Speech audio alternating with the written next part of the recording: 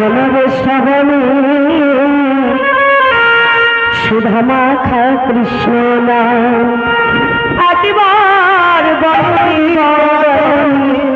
বলরে বদনে শ্রাবণী শ্রাবণী সুধা মাখা কৃষ্ণ নাম একবার বলরে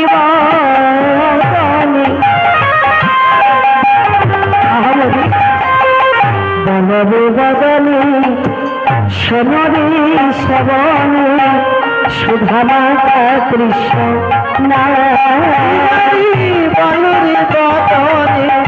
বলরে বদনে শোনরে শ্রবণে সুধা মাখা কৃষ্ণ দেখো নামেরই প্রভাবে জ্বালা যাবে নামেরই প্রভাবে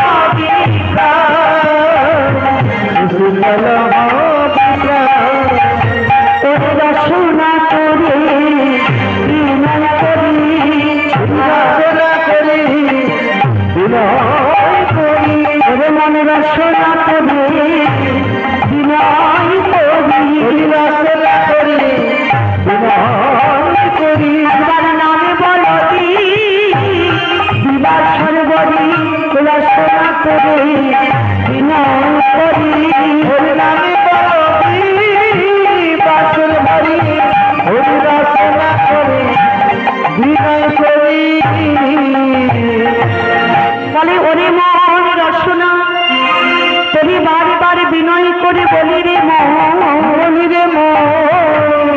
বলরে বদনে শোনরে শ্রবণে সুধা মাখা কৃষ্ণ না সুধা মাখা কৃষ্ণ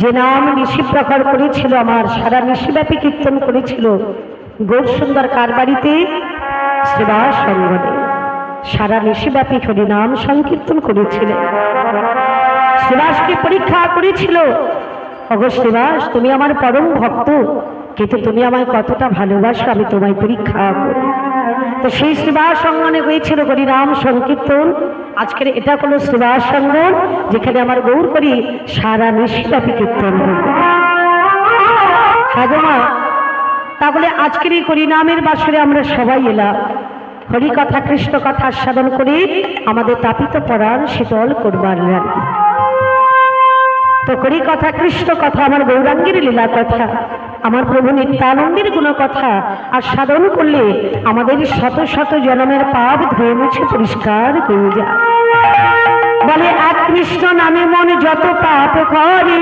যত পাপ হরিয়ে আর পাপের সাধ্য নাই তত পাপ করিতে পারে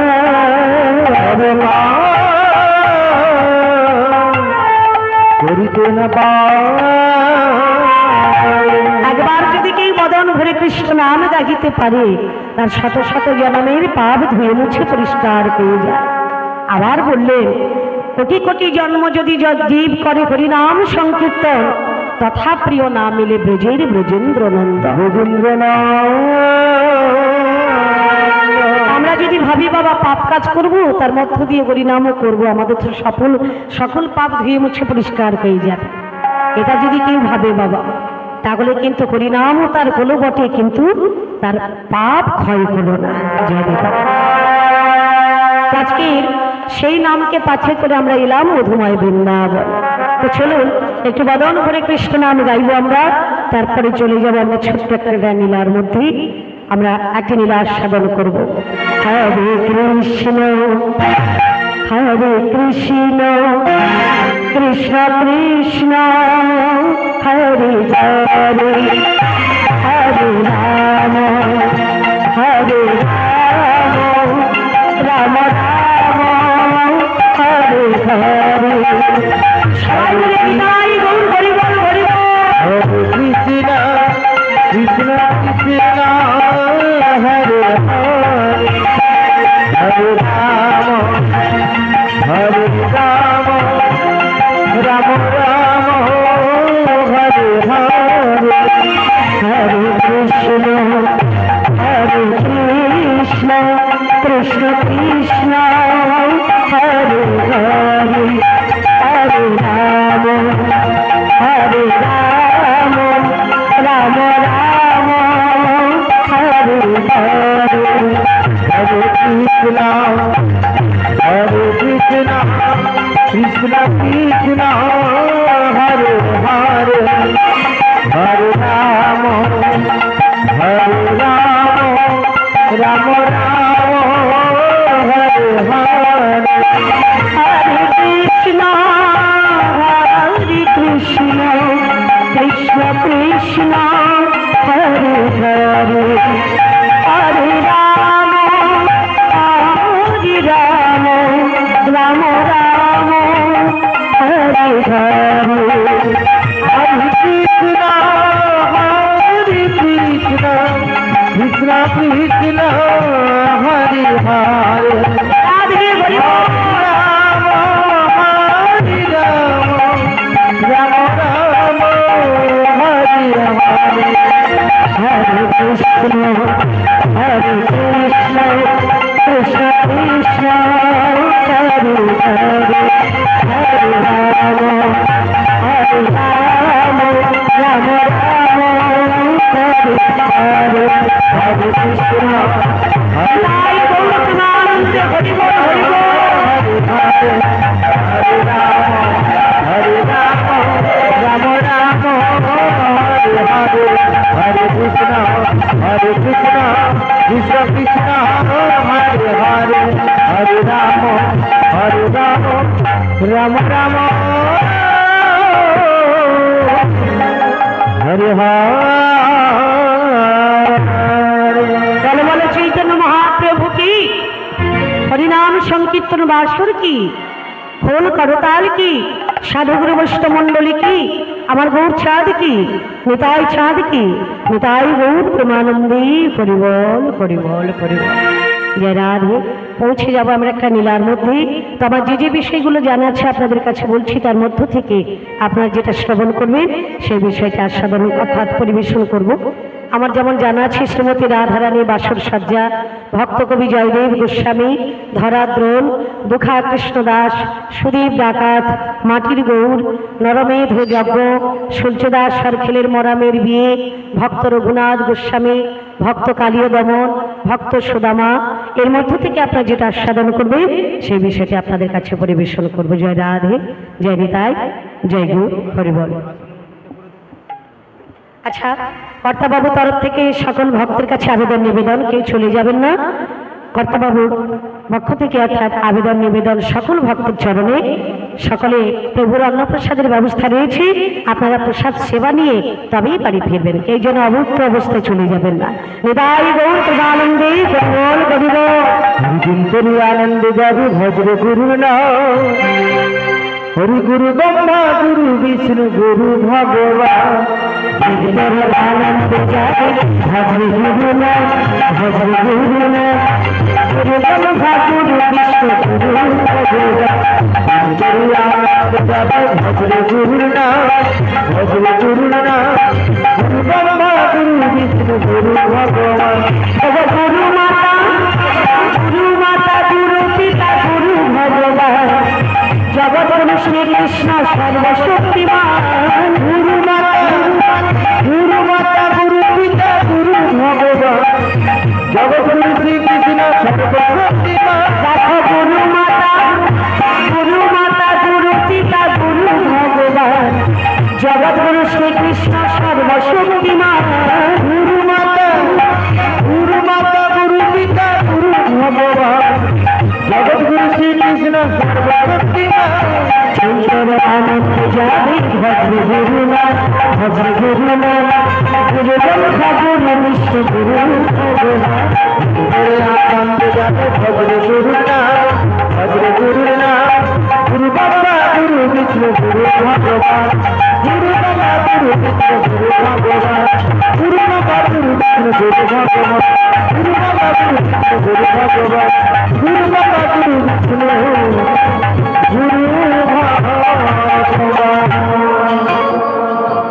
সিদ্ধান্ত নিয়েছেন বাবা কোন বিষয়? মাটির গৌরাঙ্গ। বাহ, খুব সুন্দর। আজকে আমরা যে কথা আলোচনা করব, আমরা যে বিষয় আস্বাদন করব সেটি হলো মাটির গৌর। অর্থাৎ আজকে তো এখানে গৌরের অনেক গৌর এসেছে, তাই না? 21 গৌরাঙ্গ এসেছে। তো শুধু তাই নয় বাবা, অনেক গৌরাঙ্গের মেলা বসেছে এখানে। তো দেখুন, কাঠের হোক আর পাথরেরই হোক কিংবা মাটিরই হোক, উনি কি কথা বলছেন আমাদের সঙ্গে? কি গো মায়েরা, কথা বলবে? বলবে না? যদি জিজ্ঞেস করি গৌর তুমি কেমন আছো, উত্তর দেবে? বলে নিশ্চয়ই দেবে, কেন দেবে না? প্রত্যেকটা যুগে ভক্তের সঙ্গে লীলা করেছেন, কলিকালেও ভগবান এসেছে লীলা করেছেন, ভক্তের সঙ্গে লীলা বিলাস করেছেন। তাহলে আমাদের সঙ্গে কথা বলবে না কেন? নিশ্চয়ই বলবে। তবে ভক্ত না করলে ভগবান কোনোদিন কথা বলে না। কি বাবা, হয় কি? তাহলে ভক্ত কোথায় হবে? তো দেখুন মা, আজকে এমন কোন ভক্ত ছিল যার সঙ্গে আমার স্বয়ং ভগবান কথা বলেছিলেন, কিংবা যার ঘরে ভগবান লীলা বিলাস করেছিলেন, সেই ভক্তটিকে, যার নাম হলো বাসুদেব ঘোষ। বাড়িটা কোথায়? নদিয়া জেলা। সেই নদিয়া জেলার অবস্থান করতেন আমার সেই বাসুদেব ঘোষ, যার পত্নী হলো পদ্মাবতী এবং স্বামী হলো তার বাসুদেব ঘোষ। হাগমা, তোদের জীবনে একটা দুঃখ ছিল বাবা। দুঃখটা কি? প্রতিদিন যাহা কিছু পেতেন বাবা, রোজগার করতেন, টাকা পয়সা যা কিছু পেতেন, সংসার চলে যেত। তাদের মানে কিরকম চলতো? তারা জাতিতে হলো গয়লা লোক, আর গয়লা লোকের কর্ম কি গো মা? হ্যাঁ, প্রতিদিন পাড়া থেকে দুধ, ঘোল, ছানা, মাখন তুলে নিয়ে এসে বাজার বিক্রয় করে। তার থেকে যেটুকুন পয়সা রোজগার পায় তা দিয়ে সংসার জীবিকা ধারণ করে। এটাই হলো তাদের জীবিকা। খেতে জানো না দুঃখটা কোথায়? একদিন বাসুদেব ঘোষ যখন তিনি দুধ, ঘোল, ছানা, মাখন বিক্রয় করে বাজার থেকে বাড়ি ফিরেছে, দেখতে পেল কি স্ত্রী বসে বসে পদ্মাবতী কাঁদছে। তার স্ত্রী পদ্মার কান্না দেখে জিজ্ঞেস করছে, পদ্মা, ও পদ্মা, তুমি এমন করে বসে বসে কাঁদছো কেন গো? তোমার কি হয়েছে? তোমাকে কিছু বলেছে? পদ্মা দেবী তদুত্তরে বলছে, জানো স্বামী, আমি কেন কাঁদছি জানো? বলে কেন কাঁদছো? কেন কেউ আমারে মা বলে না, আমি কেঁদে কেঁদে মরি। কেন কেউ আমারি মা বলে না, আমি কেঁদে কেঁদে মরি। কেন কেউ আমারে মা বলে না, আমি কেঁদে কেঁদে মরি। কেন কেউ আমারি মা বলে না, কেঁদে কেঁদে মরি।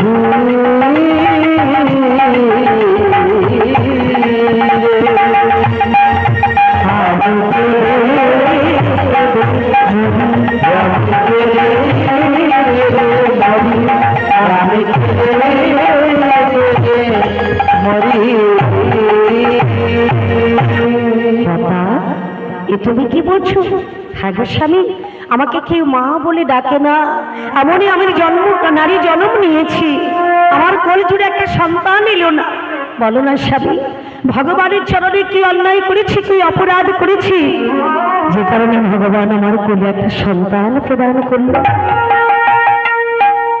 বাসুদেব ঘোষ বলে, পদ্মা গো,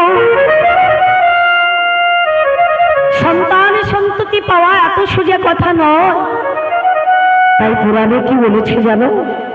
ভাগ্যে ভার্যা তপে রাজা পুণ্যে পুত্র কয়, নারদ পঞ্চরাত্রে ইহা বর্ণনা করে। ভাগ্য যদি ভালো কয়, ভালো একজন ভার্যা পাওয়া যায়, একজন স্ত্রী পাওয়া যায়, যার দ্বারাই কৃষ্ণ কৃপা লাভ করা যায়। এমন একজন ভার্যা পেয়েছিল কে না, জয়দেব ঘরণী পদ্মাবতী। এমন একজন স্ত্রী পেয়েছিল যার দ্বারা কৃষ্ণ কৃপা লাভ করেছিল আমার জয়দেব। তাহলে ভাগ্য গুণে ভার্যা পাওয়া যায়, তপস্যা করলে রাজা পাওয়া যায়। তপস্যা করে রাজা পেয়েছিল কে? 5 বছর ধ্রুব মহারাজ। হ্যাঁ গো মা, তপস্যা করে রাজা পেয়েছিল। গভীর জঙ্গলে এতটুকুন একটা ছেলে বসে বসে ওম নমো ভগবতে বাসুদেবায় ভগবানকে স্মরণ করেছিল। সে পেয়েছিল ভগবানের চরণ তপস্যা করে। তাহলে চিন্তা করে দেখো, ভাগ্য গুণে ভার্যা পাওয়া যায়, তপস্যা করলে রাজা পাওয়া যায়, পুণ্য সঞ্চয় করলে তবে একটি পুত্র লাভ করা যায়। সেই পুণ্য সঞ্চয় করেছিল কারা জানো? সত্যযুগে ধরা দ্রোণ। ধরা নামিত ব্রাহ্মণী, দ্রোণ নামিত ব্রাহ্মণ, যারা কিনা অতিথির সেবা করেছিল। স্বামীর কাছে কেঁদে কেঁদে বলছে, স্বামী কি পুণ্য সঞ্চয় করলে সন্তান পাওয়া যায় বলতে পারো? স্বামী তাকে একটা উপদেশ দিয়েছিল, বাবা জীবনে যদি পুণ্য সঞ্চয় করতে হয় তাহলে অতিথি সেবা করে যায়। একথা শুনে স্ত্রী হাসছে আর বলছে, স্বামী গো, যারা নিজেরাই অতিথি তারা আবার কেমন করে অতিথি সেবা দেবে স্বামী? কারণ অতিথি একজন সেবা দিতে গেলে চাল ডাল তরি তরকারি বহু কিছু দ্রব্যাদির প্রয়োজন। এত কিছু দ্রব্যাদি দিয়ে সেবা করার মতো আমাদের তো সামর্থ্য নেই স্বামী। তাই তদুত্তরে আমার দ্রোণ ঠাকুর বলেছিল, ধরা গো, পঞ্চব্যঞ্জন করে যদি অতিথিকে সেবা দেওয়া হয় তাতে বুঝি অতিথি সন্তুষ্ট করে? বলে না। শোনো, আলু সেদ্ধ ভাত দাও অতিথিকে, কিন্তু মনে যেন ভক্তি থাকে, প্রেম থাকে, ভালোবাসা থাকে, তাতেই অতিথি সন্তুষ্ট করে। দরকার নেই বহু কিছু দ্রব্যাদি দিয়ে তোমার সেবা করতে হবে না, কিন্তু বাড়িতে যখন অতিথি আসবে তাকে তুমি বিমুখ করে যেন কোনোদিন ফিরিয়ে দিও না। এ জগতে অনেক মায়েরা করে মা, বলে এখনো কাজ করছি, হাত জোড়া আছি, আজকে ভিক্ষে দিতে পারবো না, আজ ফিরে যাও, কাল এসো। বলা তো যায় না বাবা। অতিথি রূপী নারায়ণ দাঁড়ে দাঁড়ে করে ভ্রমণ, কোন কোন ভাগ্যবান পাই তার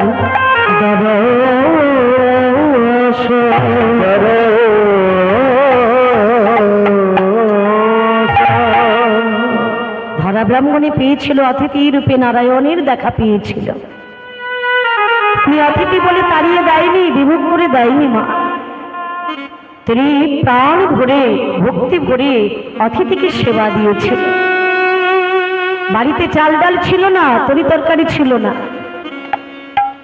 হরিদাসের দোকানে গিয়ে 1 পো চাল 1 পো ডাল ধার করে এনেছিল গো। কিন্তু ধার কি দেয় বাবা? বলে অভাগা যেদিকে চায় সাগর শুকাইয়ে যায়। ধার চাইতে গেল, হরিদাস বলছে, দেখো দেখো আমার দোকানের সামনে কি লেখা আছে দেখেছো? আজ নগদ কাল ধার।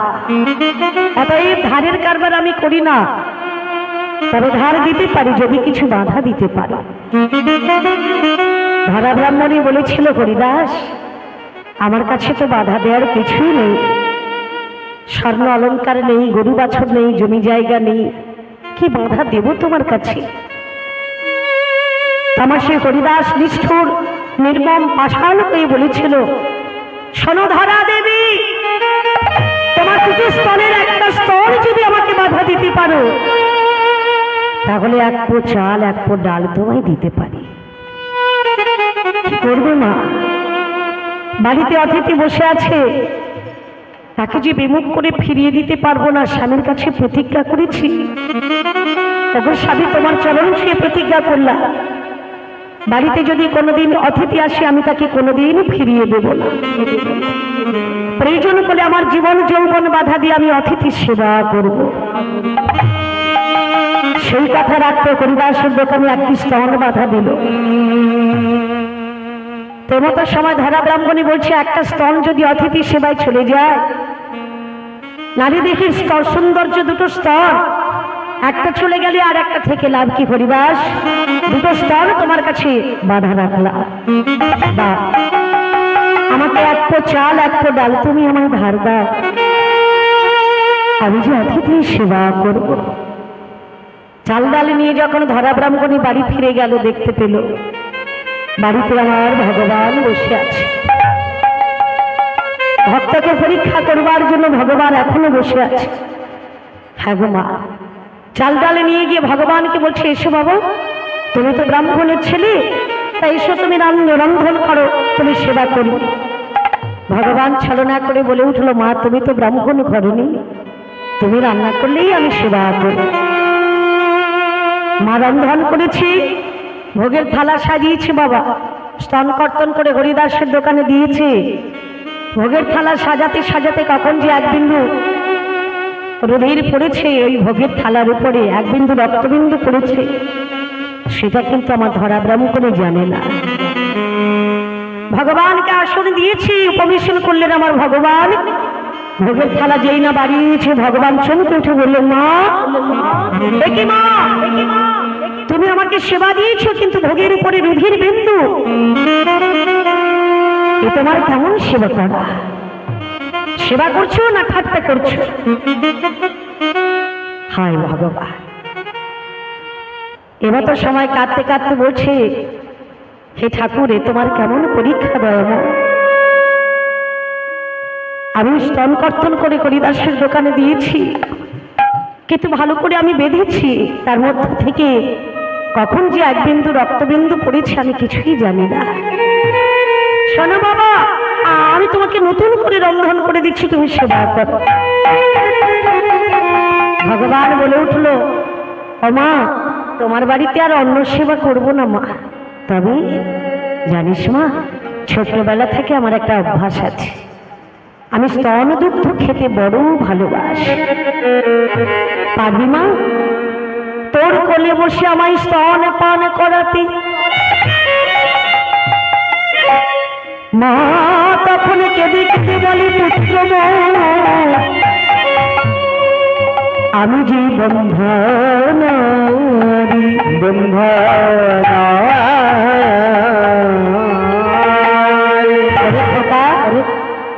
যে মায়ের গর্ভে সন্তান সন্ততি হলো না, তাকে এই জগতে বলে বন্ধা নারী। সেই নারী স্তনে কি কখনো দুধ থাকে বাবা? দুগ্ধ থাকে? তাই এই আশা তোমার পূরণ করতে পারবো না বাবা।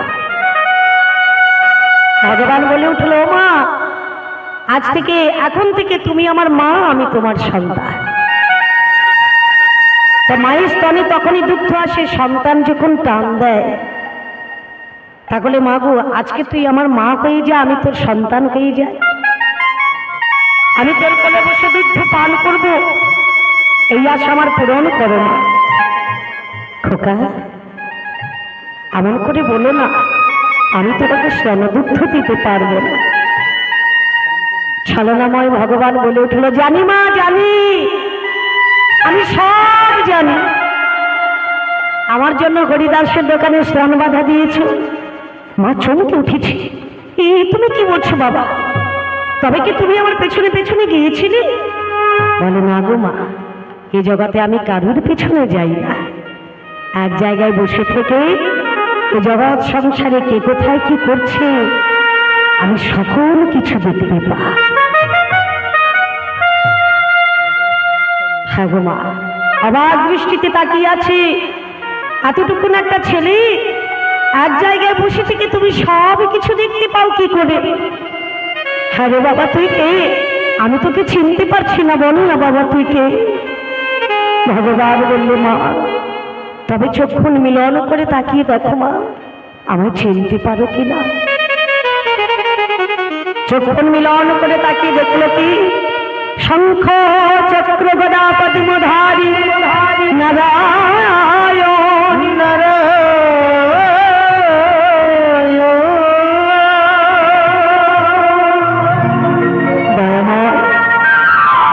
হে কৃপাময়, তুমি এসেছো আমার দাদা, আমার ছোট্ট পর্ণকুঠিরে ভগবান এসেছে। আজ আমার কত সৌভাগ্য, ভগবানের স্বরূপ যেই না দর্শন করল, ধরা ব্রাহ্মণে মূর্ছা হয়ে মাটিতে পড়ে গেল। ভগবান মনে মনে ভাবছে, তবে কি এই সুযোগে পালিয়ে যাব নাকি? না, তাহলে যে ভক্তাধীন নামে ভগবানের কলঙ্ক হবে। ভগবান করলো কি, বালক মূর্তি ধারণ করে ঘরের এক কোণে দাঁড়িয়ে আছে। দ্রোণ ঠাকুর এসে দেখলো কি যেন ঘরের চতুর্দিকটা যেন আলোময় হয়ে গেছে। দূর থেকে দেখে দ্রোণ ঠাকুর মনে মনে ভাবলো, আমার ঘরে বোধহয় কেউ আগুন দিয়েছে, তাহলে এত জ্যোতি কেন? দ্রোণ যখন চিৎকার করতে করতে আসছি, ভগবান করলো কি, তার স্বরূপটা ত্যাগ করে আবার বালক বেশ ধারণ করে ঘরের এক কোণে চুপটি করে দাঁড়িয়ে আছে। দ্রোণ ঠাকুর এসে দেখলো ধরা দেবী মাটিতে পড়ে আছে। হাই রে, কালকের গেছে একাদশী, আছে উপবাসী, এখনো প্রসাদ পাওয়া হলো না। ক্ষুধার জ্বালা সহ্য করতে না পেরে আমার ধরা মূর্ছা হয়ে গেছে। দাঁড়া দাঁড়া, আমি তোমার চোখে মুখে একটু জল দিই। পেছন ফিরে তাকিয়েছে, দেখতে পেল ছোট্ট একটা বালক দাঁড়িয়ে আছে। কে তুমি? এমন করে ঘরের এক কোণে দাঁড়িয়ে আছো। দ্রোণ ঠাকুর মনে মনে ভাবলো কি জানো, এই ছেলেটা আমার ধরাকে বোধহয় খুন করেছে। প্রধান্বিত করিয়া দ্রোণ মারি বাড়ি যায়, সামর্থ্য ধরিয়া আমার ভগবান দাদা। ভগবানের স্বরূপ দর্শন করে এরা দুজনেই মূর্ছা। ভগবান করলেন কি, করুণা সমুদ্র প্রভু গৌরাঙ্গ সুন্দর শ্রীহস্ত দিলেন তাদের অঙ্গের উপর। হরি বল বলিয়া তারা উঠিয়া দাঁড়ালো, ভগবানের চরণে তারা তারা প্রণতি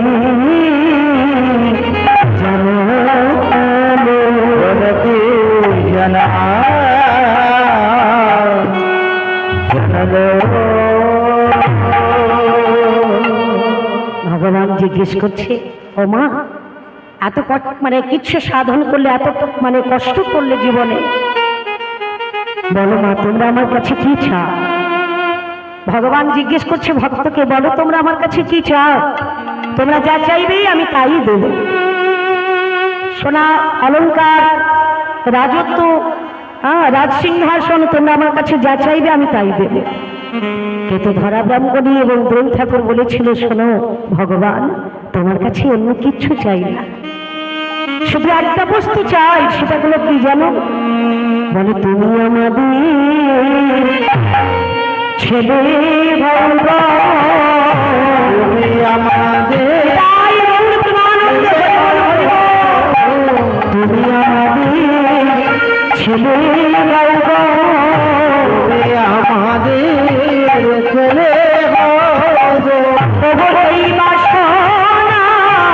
আমাদের মনে, তুমি আমাদের ছেলে আমাদের মনে, তুমি আমাদের ছেলে তোমার চরণে এই বাসনা, তুমি আমাদের সন্তানকে আমাদের কোলে এসো। ভগবান বললে তথাস্তু, এর পরের জন্মে তোমাদের মনোবাঞ্ছা করিব পূর্ণ।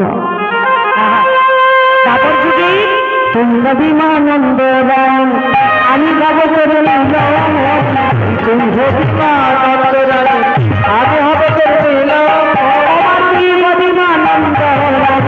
আমি গাব তোর নীলমণি তুই হবি মা নন্দরানী আমি হব তোর নীলমণি আমি খাবো চল করিয়া মা গো আমি খাবো অঞ্চল পুরিয়া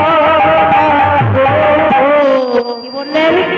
দাপর যুগে তুই কবি মা নন্দরানী আমি হব তোর নীলমণি তোমার কোলে বসে দুগ্ধ পান করবো কিন্তু যার গর্ভে জন্ম নেব তাকে মা বলেও বলবো না, তার কোলে বসে স্তন পান করবো না। হ্যাঁ, তাহলে চিন্তা করে দেখো, তারা করেছিল পুণ্য সঞ্চয়, জীবনের শত শত দুঃখ কষ্ট যন্ত্রণা সহ্য করেছে, তবু আমার ভগবানের নাম তারা ভুলে যায়।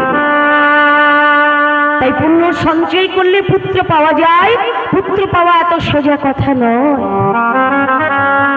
হ্যাঁ গো, তাহলে ভাগ্যে ভার্যা তপে রাজা পুণ্য পুত্র কয়, নারদ পঞ্চরাত্রে ইহা বর্ণনা করে। শোনো পদ্মা, তুমি কাঁদছো কেন?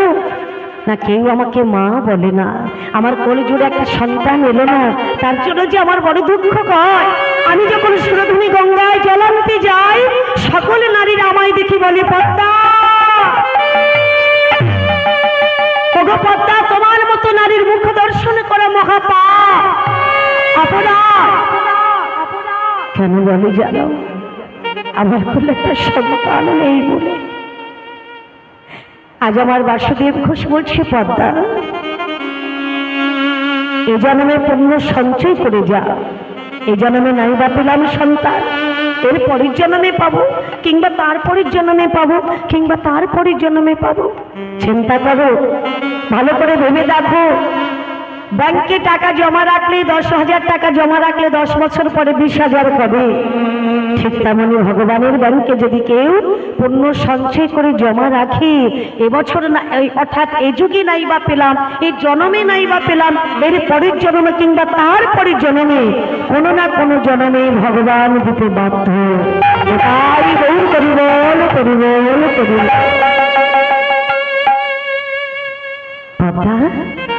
তাই তুমি আমার কাছে কেঁদো না, যদি কাঁদতে কয় ভগবানের চরণে কাঁদো। হ্যাঁ, ভগবানের কাছে কাঁদো, কারণ তিনি ছাড়া আমাদের আপন এ জগতে আর কেউ না। বাসুদেব ঘোষ চলে গেল বাবা, কিন্তু আমার পদ্মাবতী মা বসে বসে ভগবানের চরণে কাঁদছে, বলে আর কতকাল তুমি দিদি ভাবিলা, আড়ালে আড়ালে রবে, আড়ালে আড়ালে রবে, ভুলিয়ারি কতকাল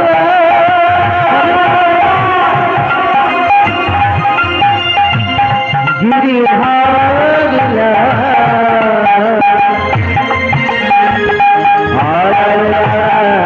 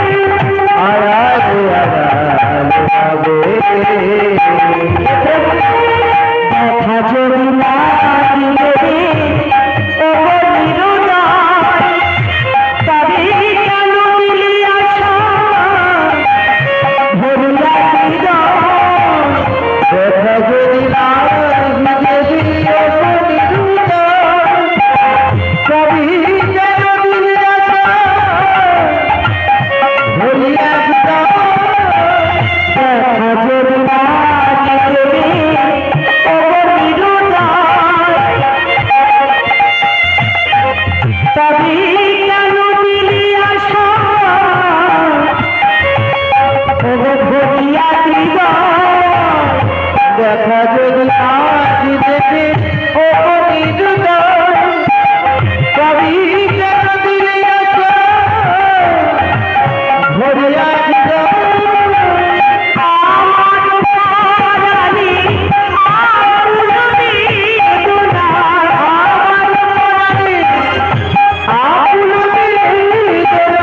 সবই বিফলে যাবে।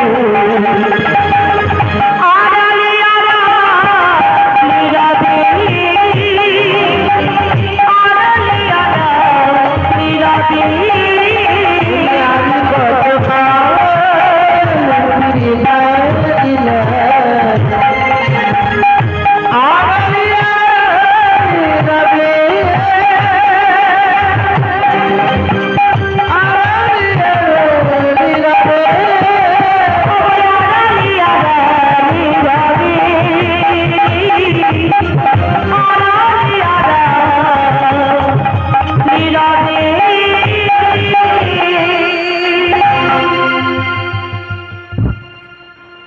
আপন মনে ভগবানকে জানাচ্ছে, ঠাকুর কতদিনে তোমার করুণা কবে, কতদিনে তোমার কৃপা কবে প্রভু, কবে পাবো তোমার স্থির আতুল ছড়ো।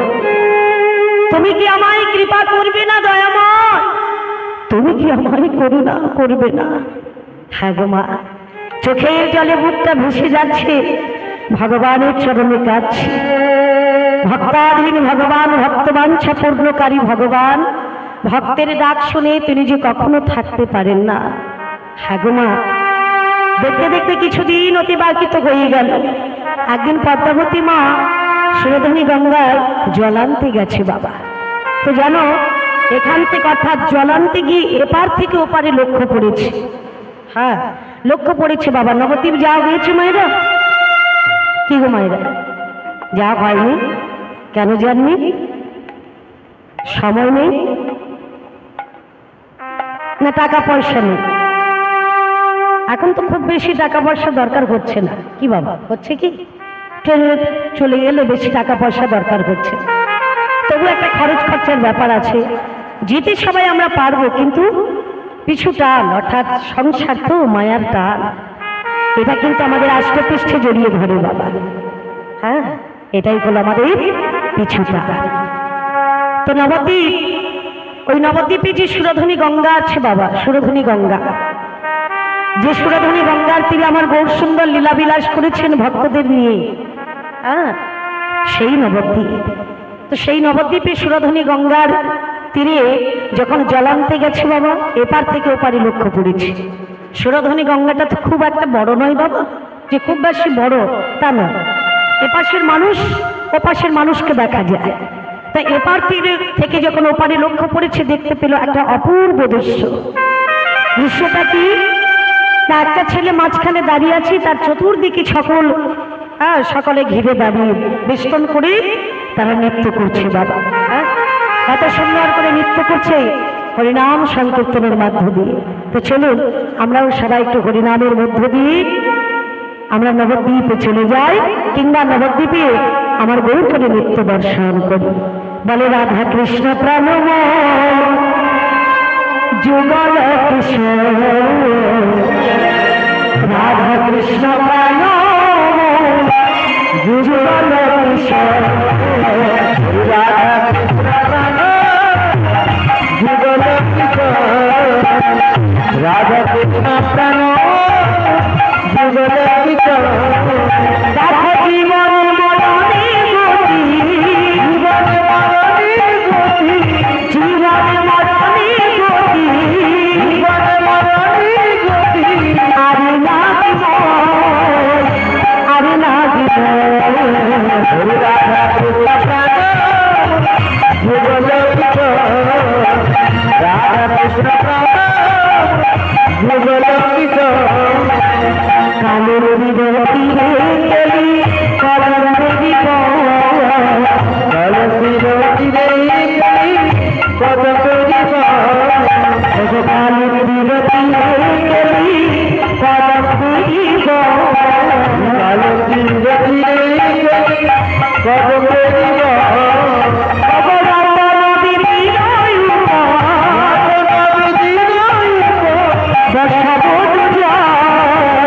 বর্ষা বোধ যুগল রাধা কৃষ্ণ যুগল শ্যাম গৌরিয়াম দিল ছোয়া চন্দনেরি গন্ধ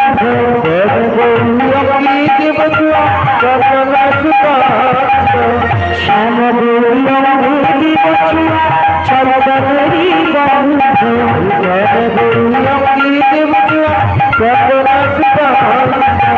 শ্যামর ধুলা হেরি মুখ চন্দ হেরি মুখ চন্দ রাধা কৃষ্ণ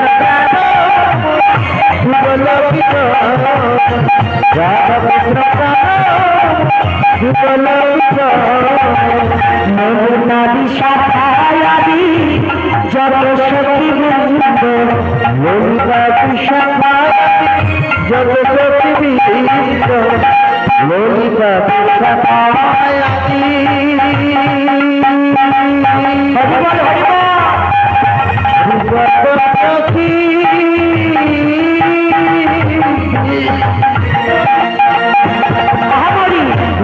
নদী শাখায়াদি যত সখী বৃন্দ ললিতা কৃষ্ণ জগত গায়ে করিব শিবা চরণার বৃন্দ করুণার বৃন্দ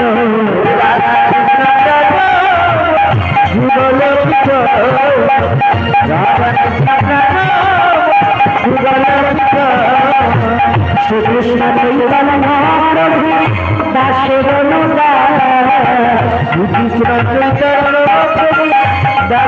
অনুদান সেবায় অভিলাষ মাগে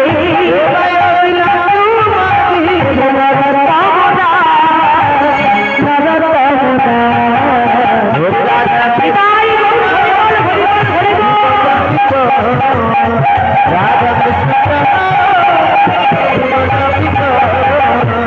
জীবনে মরণে গতি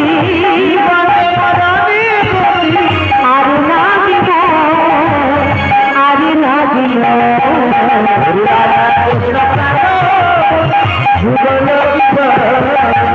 রাধা কৃষ্ণ যুগল রাধা কৃষ্ণ যুগল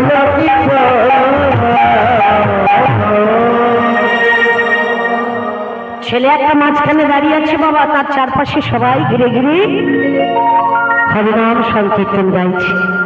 এমতো সময় দূর থেকে কিন্তু মায়ের লক্ষ্য পড়ে গেল, আহা ওই ছেলেটা কার ঘরে ছেলে গো, দেখতে অপূর্ব সুন্দর, যাকে দেখলে নয়ন ফেরানো যাচ্ছে না।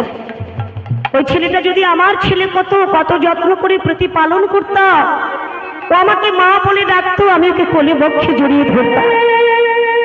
ছেলেটা যদি আমার ছেলে হতো। অমায়েরা, অন্যের ছেলেকে দেখে মনে মনে বাসনা জাগলো, ওই ছেলেটা যদি আমার ছেলে হতো। যাকে দেখে বাসনা হয়েছে সেই ছেলেটা কে বলুন তোমার? সে যে আমার নদী আর চাঁদ গৌর গরি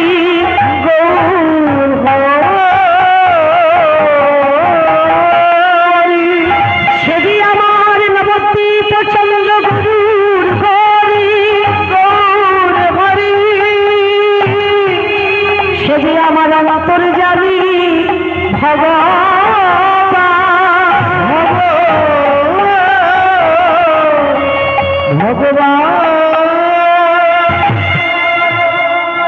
মায়ের অন্তরের কথা জানতে পারলো গো, জানতে পারে বলছে মা তবে বাসনা করিব করিব। হ্যাঁ মা, দূর থেকে মাকে আশীর্বাদ করছে, মা গো তোমার বাসনা আমি পূর্ণ করব মা। পদ্মাবতী মা সেই ছেলেটাকে দর্শন করে বড়ই উতলা হয়েছে। বাড়ি ফিরে গেল, বাড়ি ফিরে গিয়ে স্বামী দেবতা কখন আসবে অপেক্ষা করে বসে আছে।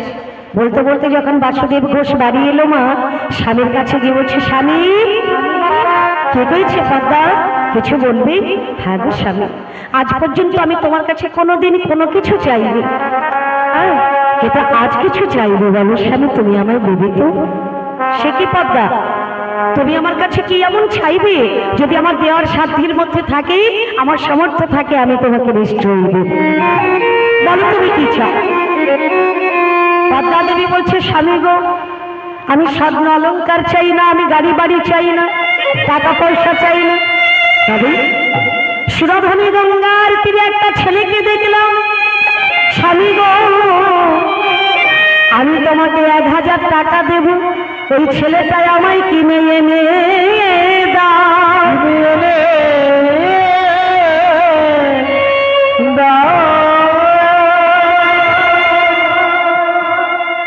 ও পদ্মা, বলি তোমার কি মাথা খারাপ হয়েছে? এ তুমি কি বলছো? ভুল ভাল বলছো না তো? হ্যাঁ, অন্যের ছেলেকে টাকা দিয়ে কিনে আনতে চাইছো?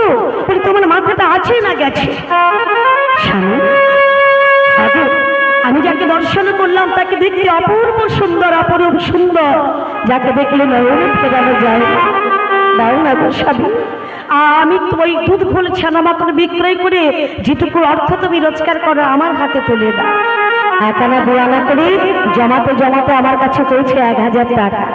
জানো স্বামী, আমি তোমাকে ওই 1000 টাকা দেবো, তার বিনিময়ে ওই ছেলেটাকে আমায় কিনে এনে দাও না গো। হায় ভগবান, হে ভগবান, এ তুমি কি পরীক্ষায় ফেললে ঠাকুর? কার ঘরের ছেলে জানি না, শুনি না, তাকে চিনি না, কোথায় বাড়ি তার জানি না, কে তার পিতা মাতা, কি তার নাম, কিছুই জানি না। তুমি আমাকে সেই সন্তান কিনে আনতে বলছো? পারবো না পদ্মা, তুমি আমাকে এমন কথা বলো না, আমি পারবো না। কোন মায়ের কাছ থেকে তার সন্তানকে টাকার বিনিময়ে কিনে আনতে আমি পারবো না।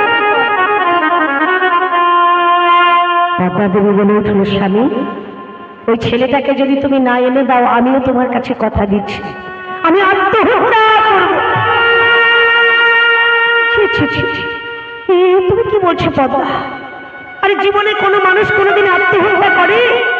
তুমি কি জানো না পদ্মা, আত্মহত্যা করা মহাপাপ, অপরাধ। 84 লক্ষ জনি করিয়া ভ্রমণ, বহু কষ্ট পেলাম মানব দুর্লভ জন। এই সাধের জন্ম পেয়ে কোনোদিন আত্মহত্যা করে নিজেকে শেষ করে দিও না। ভগবানের কৃপায় আমরা এসেছি ভবের সংসারে, এসেছি সত্য পূরণে। শুধু মানব জন্ম পেয়েছি বলে খেয়ে পেয়ে করে ঘুমানোর জন্য নয়, নিজের স্বাদ পূরণের জন্য নয়, এসেছি ভগবানের সত্য পূরণে। তবে ভগবানের কাছে কি কোনো সত্য করেছিলাম আমরা? কি গো মায়েরা, কোনো কথা দিয়েছিলাম? নিশ্চয়ই দিয়েছিলে। কি কথা দিয়েছিলাম? ভগবানের চরণে কথা দিলাম, সবই মন প্রদার বিন্দু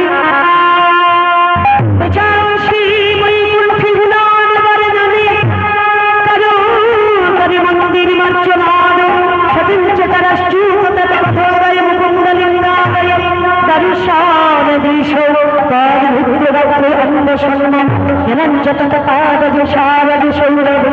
শ্রীমত্তুরী সংরসনার প্রীতি পাবশ্রী হরিক্ষেত্র প্রদানে গমনে শ্রীরসি শিশিশিষ্য প্রদানে বন্দনে কমঞ্চল কমন কমময়া যথা শ্লোক শৈরতি।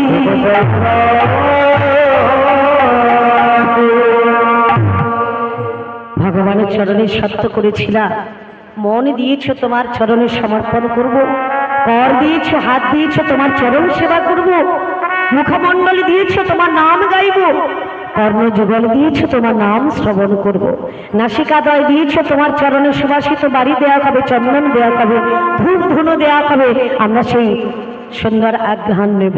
হ্যাঁ গো মা, পদযুগল দিয়েছ, তোমার আতুল চরণে আমরা গিয়ে অর্থাৎ তীর্থস্থানে ঘুরে বেড়াব, তীর্থে তীর্থে ঘুরে বেড়াবো, ক্ষেত্রে শ্রীক্ষেত্রে গমন করব।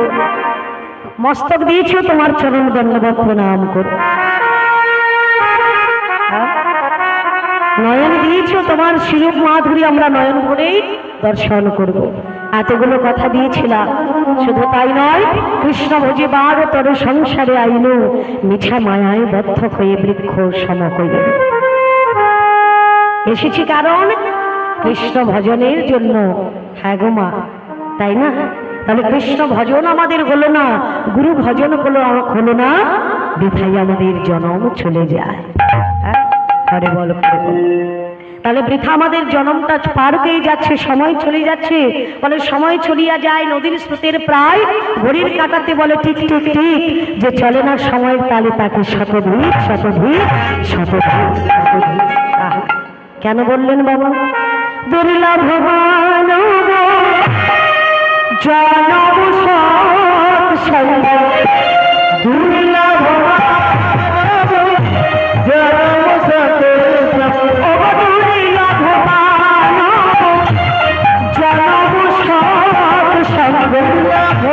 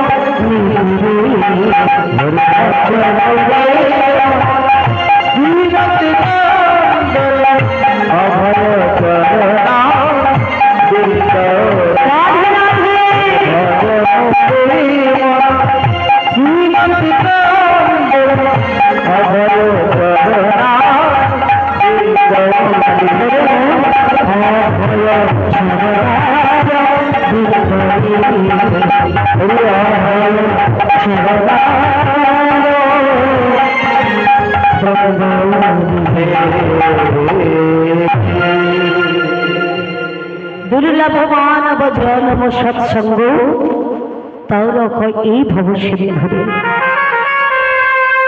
তাই দুর্লভ মানব জন্ম পেয়েছি, জন্মটা পেয়ে সৎসঙ্গ করো, সৎকর্ম করো, তাহলে দেখবে তার মধ্য থেকে আমার গোবিন্দের কৃপা পেয়ে যাবে। হ্যাঁ গো পদ্মা, কার ঘরের ছেলে জানি না, তাকে তুমি 1000 টাকার 1000 টাকার বিনিময়ে কিনে আনতে বলছো, কিন্তু ওগো পদ্মা তুমি আমাকে সময় দাও। কার ঘরের ছেলে জানি না, তাকে একটু দেখতে সময় দাও। বেশ বেশ, তবে স্বামী তুমি আমার কাছে কথা দাও, ওই ছেলেটাকে তুমি আমায় এনে দেবে। বেশ, তোমার কাছে কথা দিলাম পদ্মা, আমি তোমাকে ছেলে এনে দেব দেব দেব।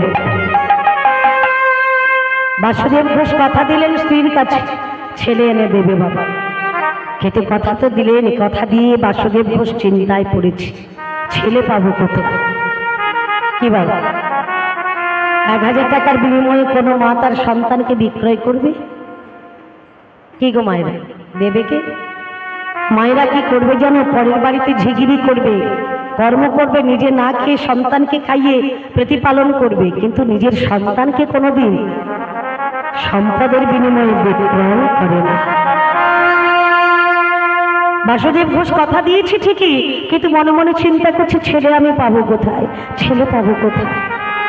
তো দেখে তো আসি মানে তার বাড়ি কোথায়, সেই ছেলেটা দেখতে কেমন, যাকে দেখে আমার পদ্মা এত তোলা হয়েছে। চলেছে কোথায়? সুরধনী গঙ্গার তীরে। কবে? পরের দিন সকালবেলা। পরের দিন সকালবেলা যখন যাচ্ছে সুরধনী গঙ্গার তীরে, যেতে যেতে বদনে বলতে বলতে চলেছে, হরে মুরারি মধুভাই তব ভারি, গোপাল গোবিন্দ মুকুন্দ সরে, হরে মুরারি মধুভাই তব ভারি, গোপাল গোবিন্দ মুকুন্দ সরে, বলে হরে মুরারি মধুভাই তব ভারি, গোপাল গোবিন্দ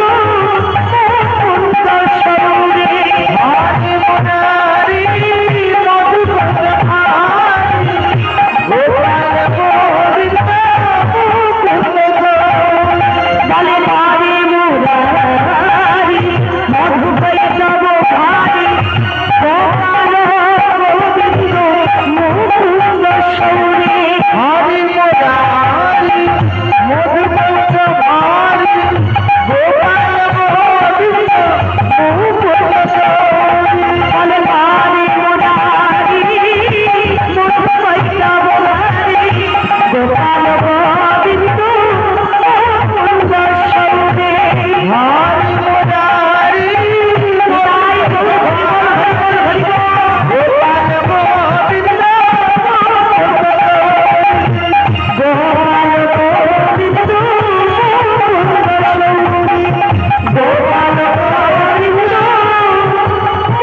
মুকুন্দ সৌরে।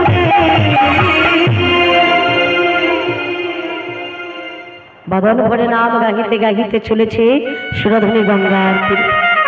সুরধনী গঙ্গার তীরে এসে অপলক দৃষ্টিতে দেখছে বাবা বাসুদেব ঘোষের চোখের পলক পড়ছে না, এক দৃষ্টিতে তাকিয়ে আছে ওপারে। কোথায় সেই ছেলে যাকে আমার পদ্মা দেখেছে বাবা, যাকে দেখে মনে মনে বাসনা করেছে ওকে আমি সন্তান রূপে প্রতিপালন করব। আগে মা তো কিছুক্ষণের পরে দেখতে পেল একসঙ্গে কতগুলো ছেলে, তার সঙ্গে একটা ছেলে বাবা, যাকে দেখতে অপূর্ব সুন্দর। এবার থেকে যখন ওপারে দর্শন করলো আমার সেই গৌরকবিকে, আজ আমার সেই বাসুদেব ঘোষ দেখছে গৌরকবি।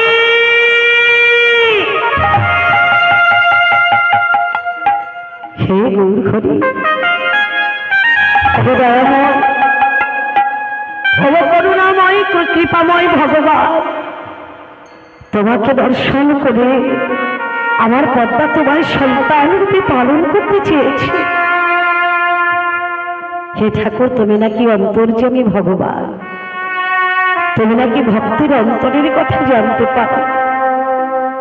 তবে এসো না প্রভু, তোমার ভক্তির মনোবাঞ্ছা পূর্ণ করতে তুমি আমার পর্বকুটিরে এসো প্রভু।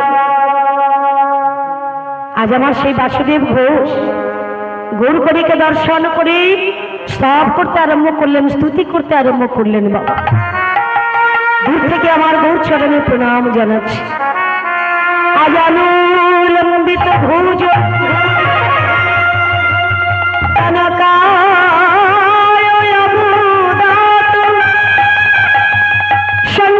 সংকীর্তনৈ কপি তরু প্রতিদর কমলা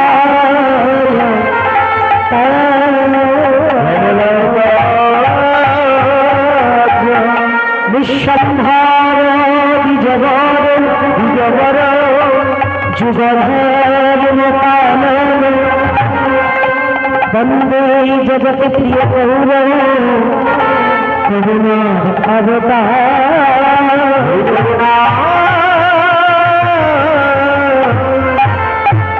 অবতার